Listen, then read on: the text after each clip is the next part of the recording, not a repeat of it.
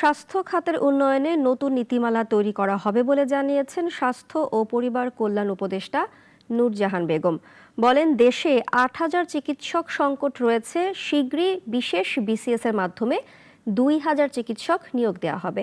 আর সারা দেশের রেলওয়ে হাসপাতালগুলো সর্বসাধারণের জন্য উন্মুক্ত করার ঘোষণা দেন রেল উপদেষ্টা।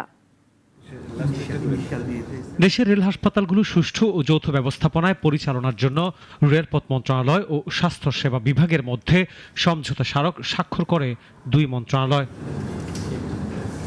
এই সময় স্বাস্থ্য ও পরিবার কল্যাণ উপদেষ্টা নূরজাহান বেগম বলেন, স্বাস্থ্যসেবার মান উন্নয়নে এই খাতে নতুন নীতিমালা তৈরির কথা ভাবছে সরকার। স্বাস্থ্য মন্ত্রণালয় যেটা করবো, একটা নীতিমালা বানাবো।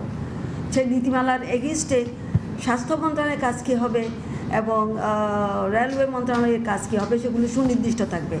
সেই আলোকেই আমরা আমাদের কাজগুলো পরিচালনা করব। দেশে ৮,০০০ চিকিৎসক সংকট রয়েছে জানিয়ে স্বাস্থ্য উপদেষ্টা বলেন, শিগগির বিশেষ বিসিএস এর মাধ্যমে ২,০০০ চিকিৎসক নিয়োগ দেওয়া হবে। আমরা প্রায় ২,০০০ ডাক্তার স্পেশালি নেওয়ার কথা বলেছিলাম।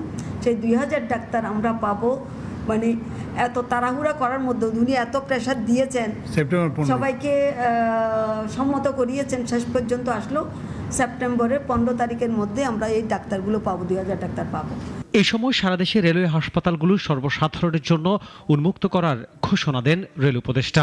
এগুলোকে ব্যবহার করে যাতে আরো বেশি মানুষকে সেবা প্রদান করা যায়, এটা আমাদের প্রধান উপদেষ্টার নির্দেশ যে স্বাস্থ্য সেবার মান যেভাবেই হোক এটা বাড়তেই হবে।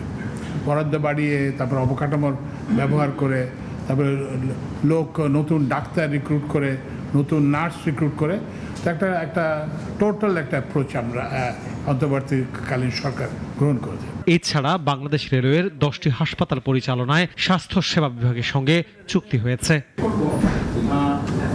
আনোয়ার হোসেন, নাগরিক, ঢাকা।